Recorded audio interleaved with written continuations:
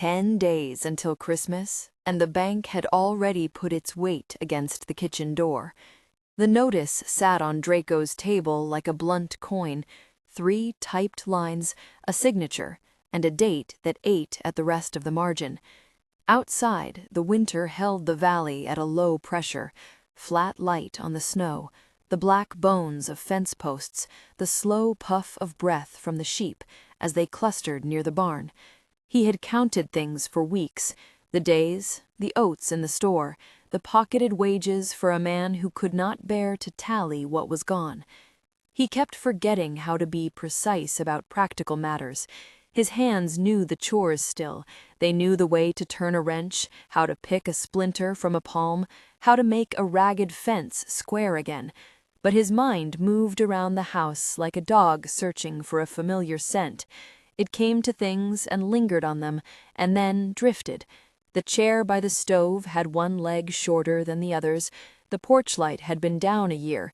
He'd meant to fix it. His wife had fixed most things in a way that made them last. After she died, things kept waiting for the right hand that would never come back. He had left the notice thin and honest enough not to invite pity. A torn scrap of paper, one line written in block letters with a pen gone nearly dry. Land, shelter, future. He pinned it to the town board under yesterday's advertisement for used tractors, hoping the grammar of necessity would be persuasive. He did not believe anyone would answer. Whoever might read it would see the slope of his jaw, the gray in his beard, the quit in his step if they came by the house. Why would a sensible person take on a place that smelled faintly of old grief and had a bank's teeth at its doorstep? On the 3rd morning after he posted it, there was a knock at the kitchen door while the kettle was still clearing its first whistle. Draco kept his hand on the stove, as if it were a wheel he could steer by touch. On the threshold stood a woman with her collar turned up against the wind, one hand on a small duffel bag, and the other pulling a wool hat down over ears already pink from the road. She looked at him like she was tasting the taste of the light. Practical, not dazzled, measuring things by use rather than sentiment. "Draco?" she asked, and her voice fit the country like a common tool. It was the sound of someone who had spent nights calling out for orders and learned to hear the difference between tone and truth. He said his name. It came out dry. He had answers in the hollows where he kept them. He could tell her the acreage, the feed, the fact the pump on the east line needed a new washer. He could not tell her the thing that made the numbers dark. "Name's Quinn," she said, shifting the bag to one shoulder. "I saw your board. Thought I'd knock." She didn't stand in the way of a stranger's pity. There was no begging in the way she moved, no pleading in the way she looked at the stove and the chipped enamel sink. She unfolded herself into the room as if she were placing a tool back into a familiar box. He offered her tea because the ceremony of it felt less like a confession than telling her the acreage. She accepted without pretense. The heat fogged a little around her mouth where she breathed.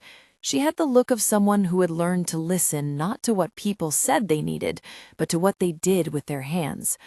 "You're early," Draco said, which was not true. She had arrived exactly when she meant to. Quinn smiled, small and careful. "Not really. No time like the present," she said. There was a pace to her straightforwardness that puzzled him. He asked questions he had not expected, about the barn's roof line, about the mill lease for the wool market, about where the nearest buyer tended to come from. When he tried to hide the bank letter beneath his hand, she caught at his wrist in a way that was a study, not a reach. "You don't have to tell me anything you don't want to," she said. She did not press, only named things the way a ledger names numbers. "I'm not here for romance, if that's what you mean." He almost laughed at that, an abrupt, useless sound. The idea of romance had the tinny ring of things from a different life. He'd been married to a woman who kept their calendar for 30 years. Romance was not a commodity on his list. What she said mattered less than how she said it. The absence of expectation was a kind of promise. They talked until the light fell flat through the kitchen window. She told him where she had come from, not long stories, but a rope of details. A town 2 counties over, with a bar she'd worked behind most nights when she wasn't milking her aunt's cow, a handful of months saving, nothing romantic about it. When Draco asked where she'd stayed last, she said, "A roof and an understanding. Different roofs, different understandings." There was no charge in her language to shame him. Instead of being judged, he felt catalogued, measured for a fit. He was ready to tell him nothing, ready to fold the future into the quiet privacy of his own failure. Instead, he found himself telling a few things he had not meant to voice: how the winter had come earlier that year in his bones, how he'd let the fence posts rot one at a time, how the bank had shadowed the mailbox for the past 6 months. Quinn listened. Her hands rested on the table like they knew the tools for comfort. At one point, she lifted her cup and blew across it as if to cool something that might burn, an old gesture of somebody who had held little ones, or had herself been held, and now had to be the steady one. "I'd come if it's work, not charity, not to be papered over." Draco listened for the catch in her voice that would mean she only wanted wages. That would be simpler to manage than the thin, slanting hope in a look someone might mistake for kindness. For reasons he could not entirely explain, the thought of hiring her felt like taking off a coat that had stopped fitting. It was easier to sign a payroll than to sign a life. "So you'd take work?" he said. "On the ranch? Sheep? Fence? Basic?" "Yes, I can shear." She rubbed her palm with the thumb of her other hand, an ordinary motion. "And I'm decent with market talk. Not fancy, but I can sell where it matters." It wasn't a marriage proposition yet. The conversation might have ended there. Wages, a shared fire, panniers of wool loaded for market. But when she went to leave, she stopped at the door and looked back the way someone who had stood at the edge of a bridge might look at the water. "There's something else I need to know. Are you married? Is there any reason I couldn't be on the deeds?" He made a small noise. He had not expected that question, but it was the right one, the blunt hinge of practical lives. The bank's notice was not secret anymore, though he had kept it in a drawer like a hurt thing. The idea of finding someone who asked that meant she understood legal truth as well as she understood how to warm milk. He told her the truth, clipped and low. His wife had been dead 2 winters, the deed was in his name, and the bank had given a time. He did not tell her how many nights he had borne the bank's letter like a stone in his pocket. Her face did not shift into pity. Instead, a plan-like calm came over it. She named a solution without flourish. "We could make it right," she said. "We could sign something so the land's protected. For the bank, you'll need what looks like marriage. For town and neighbors, it'll be simpler if there's a shared name. We can make it real if that's what you want." The legalities of marriage were not empty air in a small place where a name could mean the difference between tenancy and ownership. People lost farms when kinships were only whispers. She had not brought a book of rules. She had knowledge from other people's losses. He told himself he should be wary. A marriage for the sake of land had an ugly grammar in some mouths. It could look like a bargain, like selling the warmth of a house for the convenience of the bank. He pictured his wife's face at the parlor table and the way she kept her pens lined. The thought of binding himself, again, made his throat ache. It would be a contract, he said, proper, not a paper signed in a parlor and forgotten. "I'll go to the clerk. We'll have it witnessed.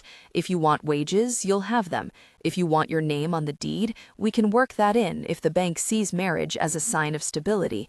But," he halted, "it has to be honest, not used to buy anything off me."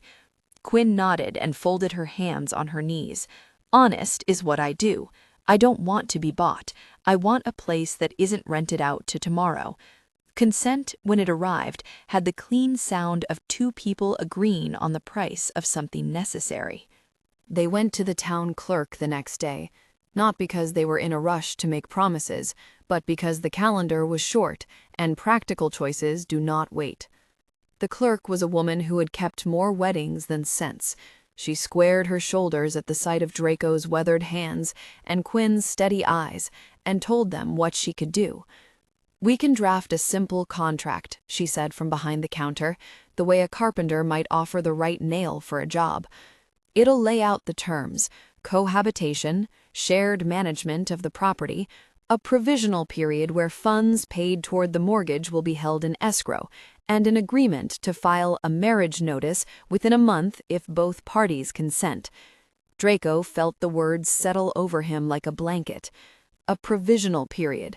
Grace with paperwork. The clerk typed while Quinn watched the screen like someone wanting the exact text for future reference, not for the drama. They read the contract aloud, each line a small vow of practical things: the sharing of labor, the division of any earnings from the herd, the backing out clause if either party felt deceived, witness statements, how the deed would be handled in the case of death. It was, in its way, too sensible to be romantic. It named chores and the bank rather than vows.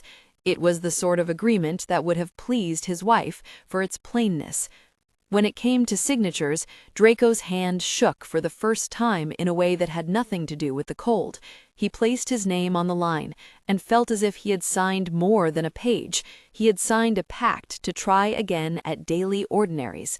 Quinn signed her name in a script that echoed the bar receipts she had once written. Quick, clear, efficient.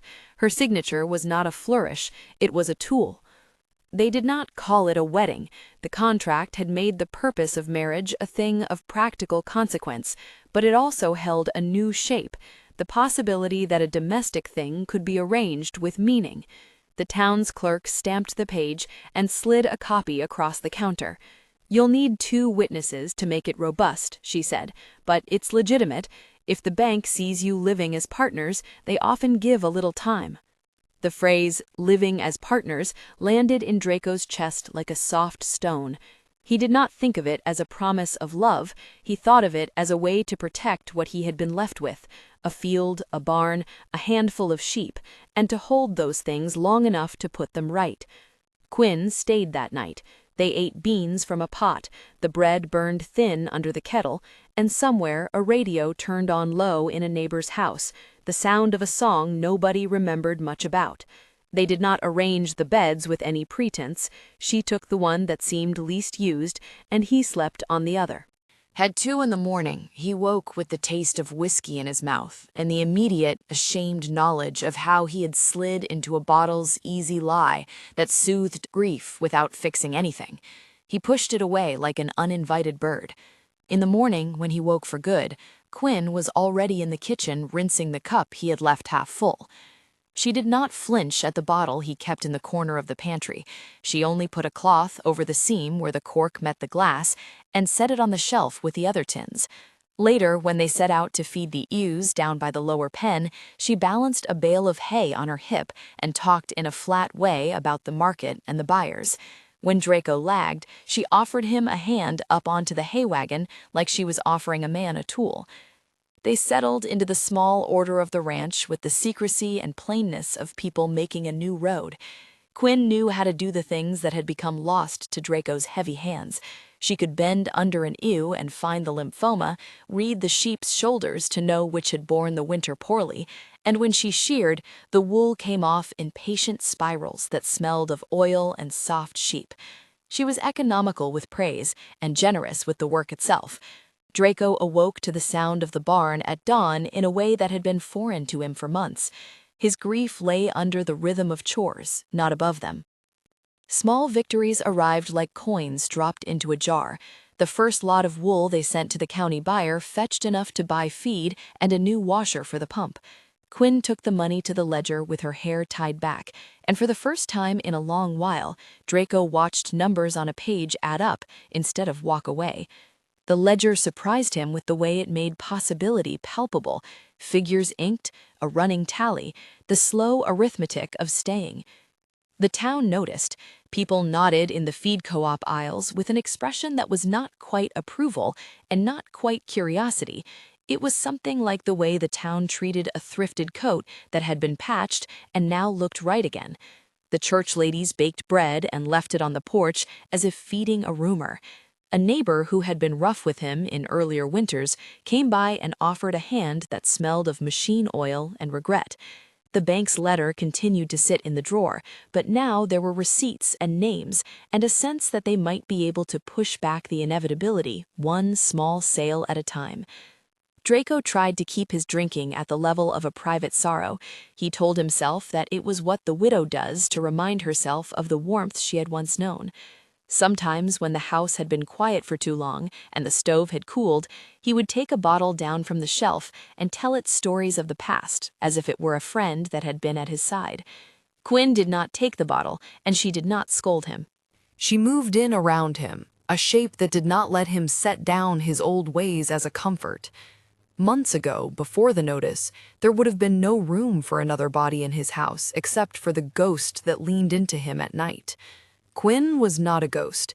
She was the unadorned kind of person who wielded the things she needed rather than asking mercy for it. She learned the tilt of the stove, the small unevenness of the third stair, which sheep preferred a certain patch of clover. She mended the curtains and patched the hole in the porch. She stacked kindling into even rows and taught him how to tie a proper half-hitch on the gate's hinge. One afternoon in late November, while the chill still laid a rim of frost on the wagon wheels, Quinn came back from town with a package wrapped in brown paper and a small grin that was faint enough to look like habit rather than emotion. Inside was a coat made from their first wool lot, simple, thick, lined in a way that suggested long wear rather than show. She had stitched it herself, the seams neat and patient. She handed it to him without fuss. "It'll hold wind, and it'll make you look less like winter itself." He laughed because he wanted to, and because the laugh made the panic inside feel less raw. The coat fit as if it had always been his size. He walked to the barn in it and felt, absurdly, armored. People were small in the face of weather. He had lived too many seasons to believe the coat could cover what was gone, but it could keep him moving forward. Still, the bank's notice was the quiet drumbeat under the house. 10 days had become a 10-day rhythm in Draco's head, but no one in town had yet asked him if he had brought the money to the bank. The way the winter hung meant that the world had a habit of not asking the sharp questions. It assumed things would fold into the long gray and be hidden until spring. He wanted to believe it could be that simple. He wanted to believe if they worked enough, the numbers would add up. Quinn did not let him dream without a plan. She kept the ledger in a place of honor by the windowsill, a way to mark how much had come in and how much had gone out. She asked for receipts and measured the meat they butchered in precise weights. She spoke plainly about buyers and the margins a man could expect at county auctions. More than once, she strapped her hair back, squared her hands in a way that said, "This is how we do it," and walked into the town's morning trade with the face of someone who knows the way men speak when they talk about money. At night, with the ledger closed and the house moving into small breaths of sleep, Quinn would sit and knit, the needles making a sound like small rain. Draco watched her often without meaning to, and wondered what motives had driven a woman through cold nights and long roads to a property under a bank's shadow. There was a delicate economy to her. She had come with a duffel, she had stayed with a contract. He liked to tell himself that both of those were rational acts and nothing else. He also, more honestly, liked that she could make a proper bed and could strike a match cleanly. The first time he saw the papers under the pillow he had been meaning to throw away, it was a shirt he had left half-folded the previous evening. He had not meant to leave anything like an evidence trail. He'd been careful in ways he didn't fully credit. But grief is porous, and the bank's letter slipped into the ordinary until it rested where a man's sleep keeps his worst things. Quinn found it when she made the bed. Her motions were methodical, the way a person who had often slept in borrowed houses might learn to look for the small comforts. She reached into the pillowcase to straighten the down, and her hand brushed the envelope. She sat back on the mattress, the rough wool of her coat creaking softly, and looked at the printed letters. She read them as if they were a ledger page, taking off the way numbers meant more than mere amounts. Draco came up from the barn with sawdust on his boots and a smell of straw clinging to his trousers. He had been whitening fence posts and had a thin smear of paint on one cheek. He leaned against the doorframe and watched her with a mix of curiosity and a new, tightened fear.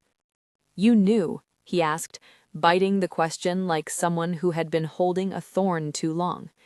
Quinn did not answer immediately. She sat there with the envelope open between her fingers and folded it back shut like a small instrument. Her face was not an open thing, it was private as a map. "I read," she said, finally, "but I don't think I read the whole thing like a town clerk. I read what it means." There was no accusation in her voice. She flattened the paper and placed it back where she had found it, under the pillow with the deliberate care of someone folding a fragile thing. Draco's mouth went dry. His shame at the exposure of private failure had been replaced with a curdled sense of surprise that anyone would take this so lightly, so thoroughly.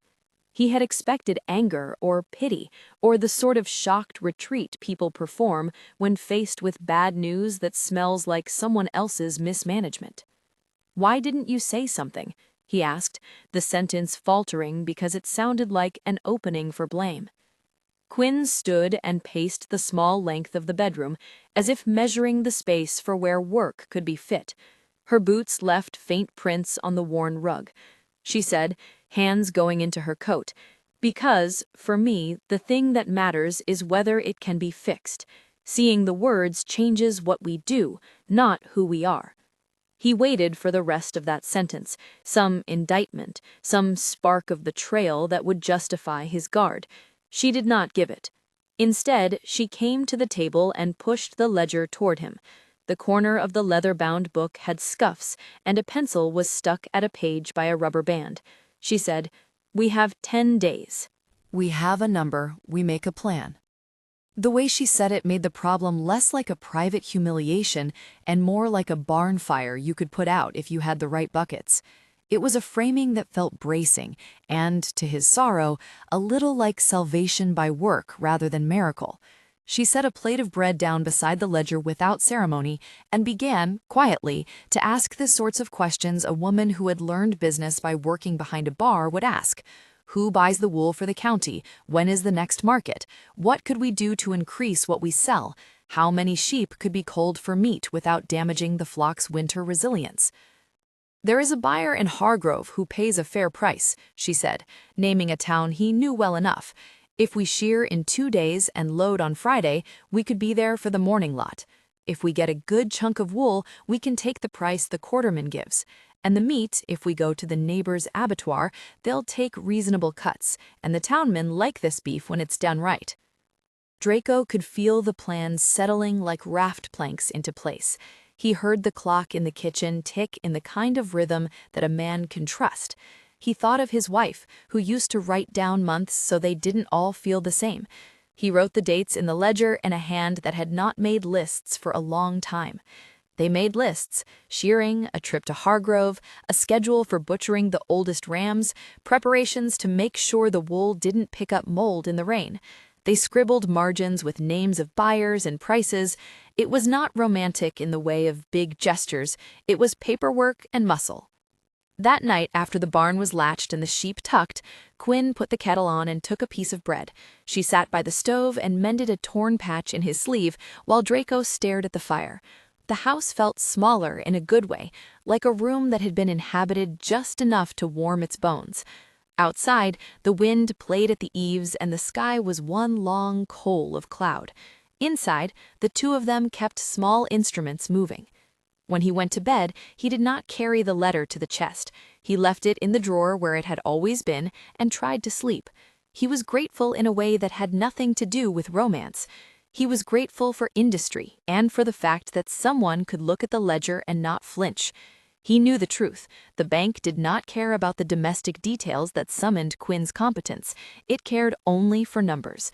But numbers, when they were counted by 2 hands instead of the slow crumble of 1, could be assembled into something that held. Quinn slept like someone who had decided on a path and was not going to waver. Draco watched her for a while before he turned away. There was something about the resoluteness of her that looked less like hardness and more like a kind of practiced hope. By morning, there was frost like powdered sugar over the fence lines. They loaded the shears and the towels into a crate and shoved the wool sacks into the back of the truck. In town, buyers glanced over their shoulders when Quinn spoke. Her voice had the sort of bluntness that made men stop counting and start listening. She asked for fair weight, asked for accounts slipped properly into the ledger, and when a buyer tried to lowball them with the same casual greed how men often used toward a widow or an outsider, she met him with a flatness that had teeth. "That's too low," she said. "Take it, or we'll go to someone who treats what we bring like the commodity it is." Draco watched her with a mixture of admiration and something he was not used to naming.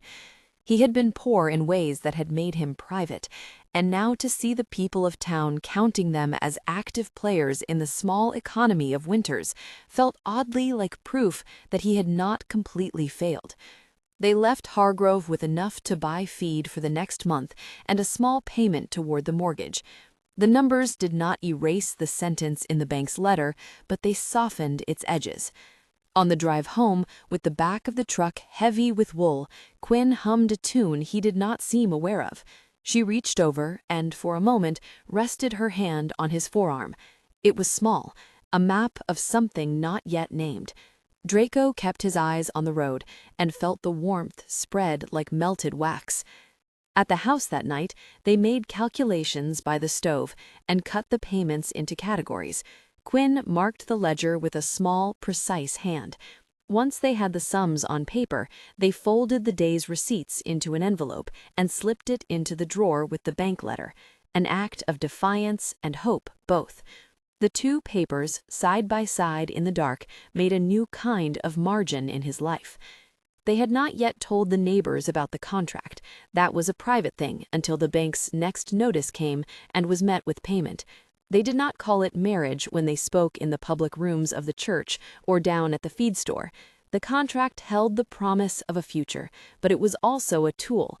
In a small place, the public naming of something often wrapped it in community expectations.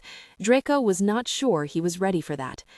What he was ready for the first time in months, was to fight with things that made sense. He could mend fences, tally wool, go to market. He could not bring back his wife's laugh or the particular way she folded his shirts, but he could keep the land that had been in his family, and in the process, maybe find a way to be somebody again who did not spend his evenings with a bottle and the slow calculus of what he'd lost. Quinn had her own ghost, too. She did not talk about it much, but sometimes she would wake in the night and sit at the window, looking out over the ridge, as if considering the roads she had left behind. She never spoke of the bar beyond the curtained towns, or the men who had learned to lean on her in ways that had worn her down. When she did tell a story, it was always the condensed sort, leaving out the parts that would make men pity her, or worse, attempt to own her. She kept herself measuredly private, and it had the effect of making Draco want to ask more, and of making him stop himself when he did. In the third week after the contract, there was a siren of small consequence, a letter with an updated date. The bank informed him that the foreclosure had been scheduled for a day further down the road, but it also offered an extension for those who could show proof of income and a deposit. The day had been pushed back, which meant the 10 days had moved by only a few, but it gave them an opening for another effort. Quinn saw the possibility in the numbers: one more market, one more set of sales, a few more pounds of wool, a day at the county auction where the right buyer might be waiting to pay something near fairness. They laid out the plan by the stove like a map, the ledger's gaps filled with dates and names. Draco felt the old muscle of planning grow like a callus, protective, not pretty. He found himself waiting for the mornings now, for the feel of work and the honest tired that came from it. Yet the private truths still had room to unsettle him. Sometimes, in the quiet between the chores and the market calls, he caught Quinn staring at the envelope with the bank's letter until she came to him and pushed the paper into his hands as if handing him a small, ordinary thing. There was no drama in it. She never asked for promises beyond the contract. She had concrete needs: a name on a deed, shelter, a warm bed that was not borrowed hour by hour. Draco, in turn, had needs that were less articulate: to be useful, to be industrious, to make the ledger a mechanism of survival rather than a record of decline. They worked like that, two people turning a place over by hand while winter made the world a place of fewer distractions. Snow kept visitors away and made the work more honest for its dryness. The sheep gave them wool like a promise without words. When the weather was kind, Quinn would sit and card the fibers with a patience that reminded Draco of his wife's methodical fingers. When the weather turned mean, they hauled hay and fixed gates late into the night. But machinery did not stop mistakes, nor did human endurance render bank deadlines irrelevant.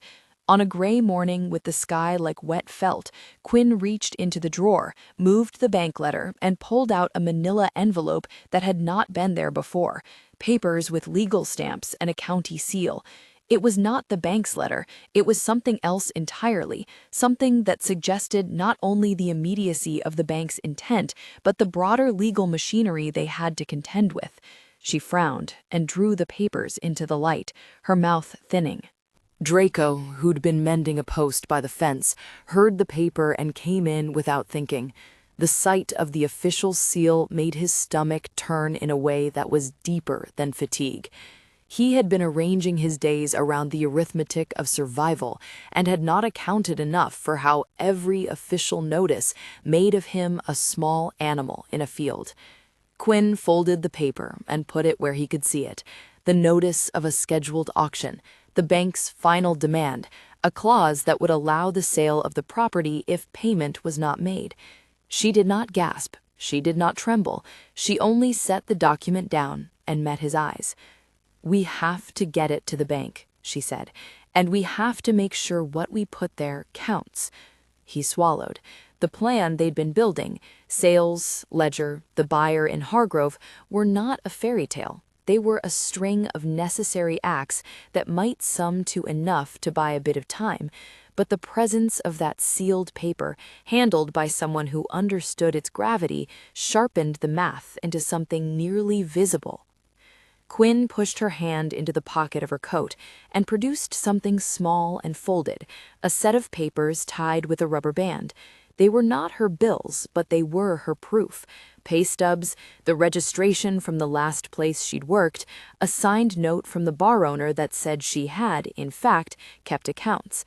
She put them down beside the bank notice, like a surgeon setting instruments in order. "We'll need every proof they ask. We'll show up with receipts, with the money we've got, and we'll ask for the extension. If we look like people working toward a solution, on the ledger, in receipts, they'll listen." It sounded plausible. It also sounded like the kind of thing a woman who knew how to chase down details would say. Draco felt simultaneously reassured and terrified. The plan reduced the bank's presence to a thing he could push back with numbers and people and markets. It still left out the private skeletons, the nights he drank more than he should, the times his hands had trembled on a hinge and he had let it stay that way. But for the first time in months, he believed there might be a path that did not involve losing what his family had tended for generations. Quinn's eyes in the sudden light were not the eyes of a woman who'd come for a blank check. She wanted a place where she could not be on loan to tomorrow. He thought of the contract signed at the clerk's desk and the way the stamp had felt like an agreement to try and nothing more. The title of the story, of their story, was not yet written. He had signed a contract to protect the place. She had revealed parts of herself by the quiet force of her actions. For now, that was enough to make the ledger sing with future tense. They folded the papers and sealed them into an envelope that would go to the bank clerk the next morning. The engine of the truck started with a grudging cough. They loaded the wool and the receipts as if each sack were a drum containing their small hopes. As they pulled away from the yard, Quinn reached out and touched Draco's sleeve. There was no flourish, only the briefness of a hand that held you accountable and steady. He looked in the rear view and saw the farmhouse shrink against the white. It looked no different from any other home from that angle. But inside its rooms, lists had been made, and a pact had been born with ink and stamps. They drove through the whitened valley almost in the silence of two people who shared a responsibility. The town lay ahead, and with it the clerk and the bank, and the lines of men who would decide whether a small ranch stayed in the hands of a family that was working to keep it.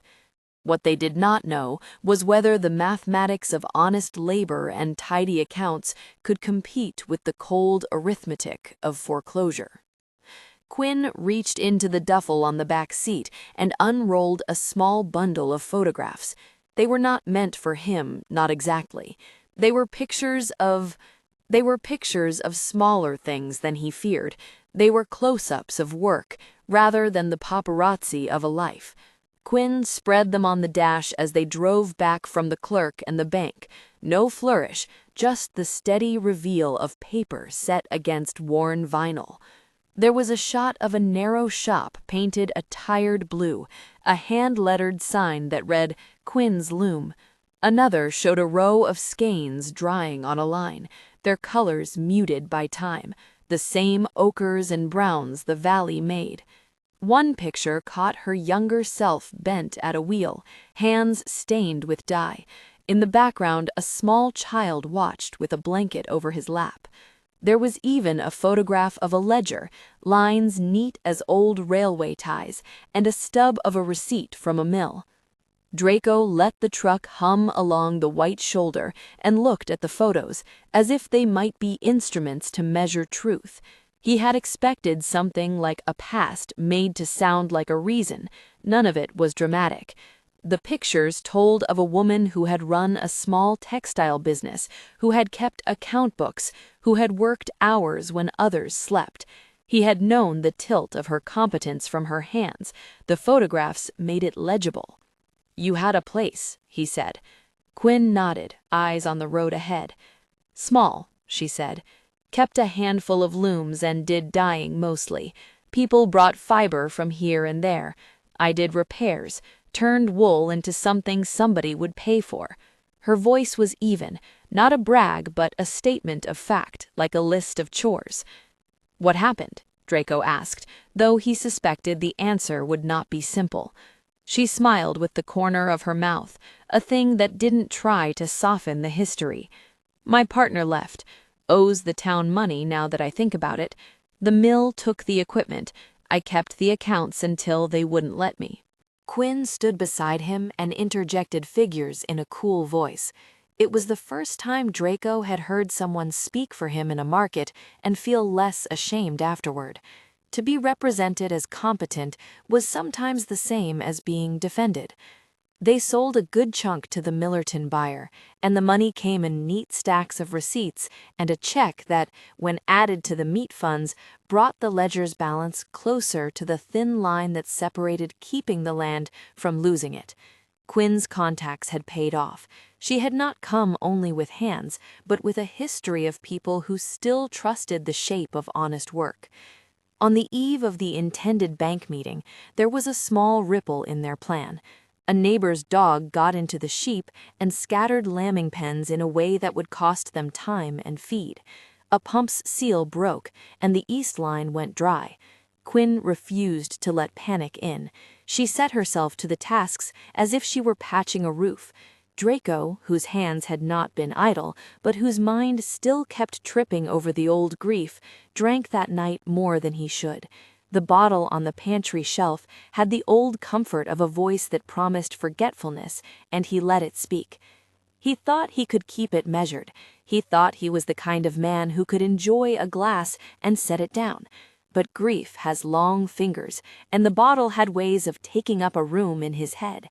He woke in the dark with the taste of copper and an aching that had no shape besides the old hole. Quinn was already up, as she had been many mornings, moving quietly. heating water, checking the fire, opening the door to let a band of morning light lift dust motes like little prayers. He did not know if she had heard him when he came to the kitchen. She did not ask. She set a cup of tea in front of him and slid a rag into his hands like a loan. "We have the bank at 9. If we get there with the receipts and a deposit, and if we can show the buyer's letter, they'll possibly hold. It's not certain. It's what we have." He felt small in front of her competence. Pride had been a useful, if dangerous, garment for a life of solitary tending. It had kept him from asking for help when he needed it most. But pride did not keep sheep fed. Pride did not mend a pump or make a buyer raise his offer. At the bank, the clerk with the pencil-smid smile looked at the envelope Quinn handed over, and then at their ledger. She flipped through the receipts and the buyer's note. When she came to the escrow contract they'd signed at the clerk's desk, she paused in a way that suggested she had not expected to be presented with a thing that had both ink and sweat. "You've done your homework," she said, not unkindly. "This is better than a lot of people bring in when they come crying late. We'll take this to the committee. I can't promise, but shows like this help." A committee is a slow machine meant to chew through sorrows untouched by the heat of urgency. They returned home with a pliable hope. The bank's tentative language was a thing on which one could hang plans. For the first time since the notice had landed on the kitchen table, Draco felt possibility in the shape of a promise that could be counted. But it would not be a smooth climb. In the days that followed, the ledger numbers hummed like a line of ants, moving things inch by inch. Quinn's business sense made their sales cleaner and the ledgers tighter. She sent smaller lots to 2 buyers instead of 1, and the combined price turned out better than they'd expected. They learned to separate prime fleece from coarser wool that could be turned into mattress stuffing and sold to a different market. The meats were prepared with a care that respected the animal and the stomach of the county. The neighbor's abattoir cut the beef in ways that the town liked. Men in the feed store asked for rations and set aside change to buy prime cuts. At night, they counted, and the counting was a new kind of prayer. Quinn would mark the totals in the ledger and then tuck the receipts into an envelope, as if the paper itself might keep evil at bay. Draco would take the envelope and place it in the drawer beside the bank notice, and once he closed the drawer, he could feel his breath leave the room and return in measured pulls. He did not tell himself it was over. He only allowed the numbers to be a demonstration of a thing that might be true, that 2 people, hands in a barn, could change the calculus of a bank. There was a point, the day before the scheduled auction, when the world tested them like a cattle prod. Draco, on an evening when their success at market had seemed to solidify into something more, found himself in the old habit, reaching for the bottle as if it were a patch for the ache. The world had started to feel promising and, in the same breath, treacherous. Grief does not live where there is light. It nurtures itself in the corners that light has not touched yet. Quinn caught him in the act. She did not come as a judge. She came as someone who had been washing dishwater off of other people's mistakes for years. "Leave it," she told him. Her voice was flat and steady. "You don't need the lie tonight." He looked at her like someone caught making a poor trade. The bottle trembled in his hand like a small animal. "I can stop," he said, "when I want." "You always say that," she replied. "Saying it doesn't change the math of tomorrow." It would have been easy for him to fold into shame. Instead, he let himself be counted. He put the bottle back on the shelf. He went out to the shed and slammed the door behind him in a way that hid the sound of his lungs catching. He sat on a crate and let the winter press against his shoulders. A man does not stop long habits with a single decision. He could try, he could be accountable, and that was what he chose. When he came back into the kitchen, Quinn set a mug of tea on the table and did not ask for more than his presence at that moment. The next morning, they drove to the market with the back of the truck heavy as a promise. The yard at dawn smelled of warm hooves and cold air. Buyers came with breath that fogged. They weighed the wool with hands that had steadied many such livelihoods.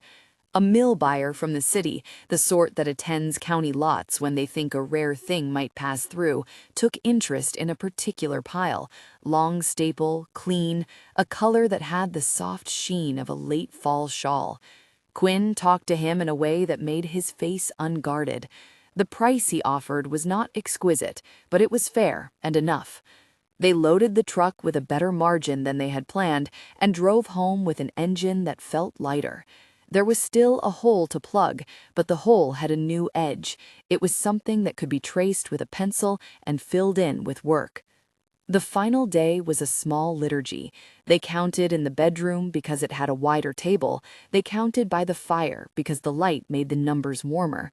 Quinn sat with the ledger open and fingers that had steadied under steam and wool. Draco watched as she cross-referenced receipts with the bank's demand.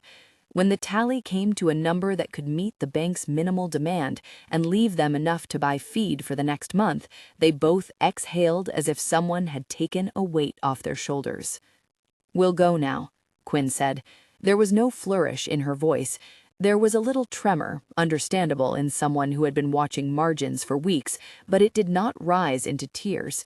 They folded the money into an envelope like men who had been told to wrap a small relic. The town's church bell made a faint sound in the distance. It was not for them, but it sounded like a benediction.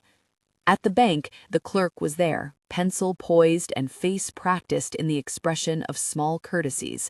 She took the envelope, counted as if it were a form of scripture, and walked it to a back room. The minutes took on a ceremonial quality, the waiting made holy by the steady clicking of clocks. Draco felt each second as if it might be a meter of rope unspooling under his feet.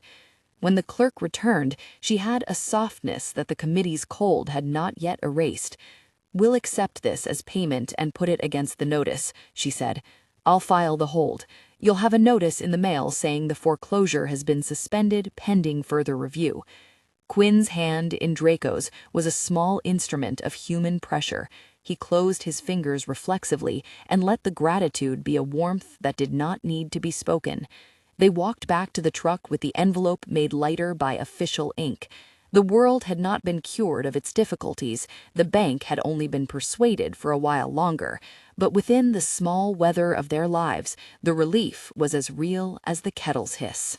On the way back, Quinn said, almost as an aside, "We should tell the clerk to put the escrow in the right name. If we have to formalize something later, we should be ready." "Yes," Draco said. He had, in those days, learned that naming things well can sometimes save them. Names on deeds, curves in a ledger, the honest calling of days. He felt the old ache of being a man who had lost and was slowly arranging it back again. He felt something else, too, a small respect for Quinn that had the grain of gratitude and the steadiness of a hand at work. They did not make the day loud. They went back to the farm and stoked the stove and fixed the pump seal with the repair kit Quinn had brought. They were private about the payment. A man does not shout that he has beaten a bank. They also did not hide it. The church ladies found out and left a pie, because it was what neighbors did, and because in a place like that, a pie was a conversation. In the days that followed, they moved from plan to practice.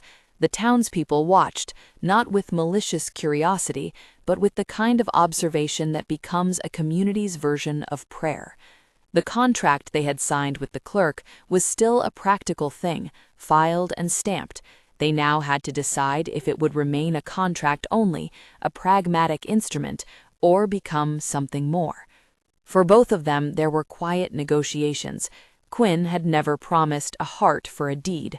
She had signed a contract for shelter and work, and for the chance to put the name of the land in a safer ledger. Draco, with his old habits rising like small ghosts, had not promised her anything either. But in propinquity, the two had built a life that began to look like a marriage by daily work, shared dinners, shared repair, shared decisions about which sheep to cull and which to keep. The townspeople started referring to them as the pair at the ridge, and then Draco and Quinn, in the same breath as they said the co-op down the road. There were moments when they were forced to clarify what they'd made. A question at the feed store, "Are you two married?" made both of them pause. Quinn answered first, pragmatic. "We signed a contract. It's provisional, not a church wedding, but it's legal, and it lets us protect the property." The tone of her voice made the small thing sound like the useful tool it was. Draco felt a relief that his decision to formalize had not become a lie, it had become a mechanism. Yet, in the hush of many nights, something shifted. It was not the kind of movement that arrives like a trumpet blast. It was the small removal of guardrails. A hand reached for another's without calculating invoices first. A dinner was made with extra care because the other had been out all day. A joke was given that invited a laugh that was not only polite. When Quinn told a story, bits of the old workshop of dye baths and a stubborn loom, she would laugh in a place that invited a return laugh, and Draco found himself replying with stories of his wife's method for keeping records, the way she folded receipts into envelopes with a small, secret precision. The question of marriage again rose at the simplest of times, a winter's morning when frost had beveled the fence posts and a delivery truck needed a signature. A neighbor mentioned casually at the coffee morning they both attended that a small church ceremony could be arranged for those who wanted to make their union public. The women at the church exchanged looks that were warm but keen. It was not pressure so much as curiosity. The valley had a way of wanting to name and bless things that hoped to last. Quinn considered it. Draco watched her measures. He had learned to avoid grand promises, but the thought of a small service, someone to witness, a short reading, bread and coffee afterward, had a grounding effect. It would not change the ledger, but it might change how they lived in town. He thought of his wife's hands at the table and asked himself if honoring what had been was incompatible with making a new life. They decided, practically of course, to have a small ceremony the week after Christmas, when the weather would be calmer and neighbors could come without long travel. They would call the church rector and ask him to bless what they had already drawn up in ink. It would be a publicization of a private thing, a naming rather than an altar of romance. In the week before the service, they kept doing the work that had made their salvation possible: mending, carding, shearing, selling.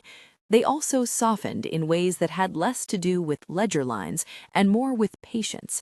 Draco cut down on the drink because he saw how the bottle filled the room with his absent self.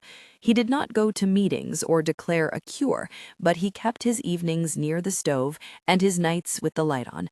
Quinn did not nag, but she arranged things so that the bottle stayed out of sight, and the engagements kept him accountable. The morning of the small church ceremony had a clarity to it that resembled prayer. Snow had fallen overnight and settled in a hush, making the world look like the inside of a bowl. The church smelled of wax and cold wood.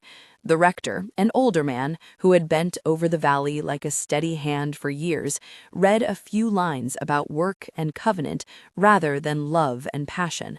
He spoke of partnership in terms that would have made a farmer nod: tending, seeing, returning, sharing. They exchanged nothing more than a quiet statement. There were no grand vows, only a naming of intent and a blessing for stability. Quinn's hand went into Draco's in the sort of way that had grown normal and necessary, an act of practice rather than an epic gesture. When they signed the small book the rector slid across, the church ladies rustled their coats and smiled the way people do when they want to help a neighbor succeed. Afterward, they walked back to the house under a sky that was raw and honest. Snow matted their shoulders, and the world smelled of wood smoke. The town left them pies and coffee and the soft gift of neighborliness. Children from the Sunday school had made paper chains and left them on the porch. It was not a wedding like a novel might promise. It was instead a naming in public of a thing they had already begun to do: hold a land and make a home. The revelation that the title hinted at, she revealed who she really was, did not come as a wild twist. It was less a secret and more a slow unwinding. Quinn had been revealing herself all along, in the way she worked and in the way she kept accounts. The photographs had simply made public what her hands had already been telling him. She had been someone who knew how to make fiber into commerce, who kept receipts like promises. There was no betrayal in it, no subterfuge. If anything, the revelation turned away suspicion and replaced it with respect. There were also nights when the ghosts came back. Draco would wake after an hour of sleep and find Quinn at the window, her profile rhymed in frostlight. On those nights, she sometimes spoke in low tones about the life she'd left, about the shop, about a partner who had been unkind in ways that had nothing to do with the warmth of an oven, about the fact that keeping accounts had been not only practical, but a lesson in survival. She told him small stories, how she had convinced a stubborn buyer to take a whole lot at the right price by bringing samples and telling the story of the sheep, how she had once spent a week in the city trying to sell a dying loom so she could buy feed. Draco listened and found himself less jealous of the past and more grateful for its usefulness. He had been sheltered long by his own grief. Quinn's past lived in service to what the valley needed. She had not been a stranger so much as a woman whose life had parallel lines with his own: loss, late nights, work that had to be done. Spring crept up slower than either of them would have liked. The barnyard thinned and then thickened as lambs arrived, a soft happening that made the yard smell of newborn hope. Quinn kept a small tally of the new ones and marked the good breedings in her ledger. Draco mended fences that had been eaten by winter and painted the posts in a color that would return in his wife's memory, a pale rural blue that matched, by accident, one of Quinn's photographs. Their work did not end with the bank's hold. The bank would be patient until it wasn't. Markets shift, buyers change, illnesses hit herds. But they had learned a method: count, plan, execute, and don't be ashamed to ask for help when the ledger required it. The community's involvement was not simply charity, it was a village's pragmatic act. Men offered tools and some free labor. The church ladies brought soup. None of it was a miracle. It was ordinary people being neighborly in ways that mattered. There were small, honest intimacies that hardened into a kind of contract, as binding as any paper. Quinn knew the way Draco liked his tea. Draco knew which sheep looked at a storm and then would huddle by a fence. They argued once about whether to sell a young ewe that Quinn thought would make a good mother. Draco had leaned on the ledger's need for cash. Quinn had leaned on the animal's future. They made the decision together, a process that had not come easily, but that had the feeling of respect. Draco's drinking did not vanish like frost in a sunlit yard.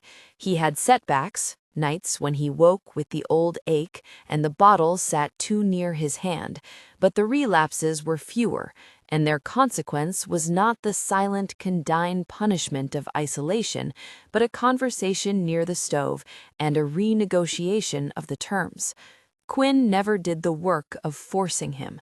She did the work of steadying him and making the ledger a place where his usefulness could be counted. That steadiness was not a cure, but it was a support. He began to go for walks in the morning with the neighbor who had once been rough. They spoke of tractors and crows, and then about small things a man might say. There were no meetings announced in loud terms. Accountability in their world fit like a glove. Months from the day the bank's notice had arrived, the snow receded into slush and then into the first spindles of green. The lambs grew thick in the sun. Quinn and Draco stood on the porch in the quiet of an afternoon that smelled of thaw, and talked, not of the past, but of a plan for a warmer summer. They spoke of the small ambition to fix the porch properly, to paint the barn door, to plant a few rows of vegetables, to make a living that did not always look up at bank letters. "Did you ever think we'd get here?" Draco asked, in a voice like a man who had once resigned himself to losing the field to some distant and indifferent office. Quinn looked at him with a calm that had the comfort of a measured fact. "I knew the numbers could be turned if we worked right," she said. "I didn't know if you'd let me help." He smiled, and for the first time in a long time, his smile was not a reflex of shame, but a thing that could be given freely. "I'm glad you did." Later, in the dusk, they walked the fence line, the sheep bunched against the last chill like a private congregation. Quinn took his arm with a casualness that had the weight of many small mercies. There was no fanfare. There was, instead, the steady movement of two people who made an agreement and then lived into it. The contract they had started with, a practical document of mutual protection, had become the framework for something that would not be proof against every hardship, but would stand as two hands on a shared work. On Christmas morning, 10 days and then long months beyond that, the valley awoke to a sky thin with light. They did not have a grand tree or a pile of gifts. They had bread and a pie left by a neighbor, and a small note from the clerk that the hold on the property had been extended for the next year, contingent on continued payments. It was not a triumph of romance. It was, instead, the plain outcome of work, counting, and small civic favors. They sat at the kitchen table and ate in companionable silence, the kind that comes from doing the day before and trusting the next day's ordered tasks. Quinn looked up at Draco and, in a moment precise and small, said, "Thank you." He tasted the phrase like something that had been earned. "I don't know what I would have done without you," he replied, and the sentence was honest in a way that was not indebted but grateful. The seasons turned, and with them the rhythms of a repaired ranch. Lambs were born and thrived. The ledger continued to be the house's central altar, and it no longer read as a carcass of shame, but as the map of their life together. The bank's notices, when they came, were met with invoices, receipts, and the kind of documentation that had saved them once and would likely save them again. The margin of safety was thin and must be respected. Neither of them fancied illusions. As for the revelation the title promised, it had not amounted to a story of deceit. Quinn's truth was a patient unmasking. She was not the shade of a bar worker begging for a roof, nor a fortune hunter arriving with silk and secret desires. She had been, and remained, a competent maker and a pragmatic seeker of shelter. She had kept a past that included the failure of a workshop and nights of hard work. She had not hidden a heart that loved easy comfort or worn a mantle of dishonesty. She had revealed who she was by action first, by the steadiness that let a ledger swell with receipts, and then by paper.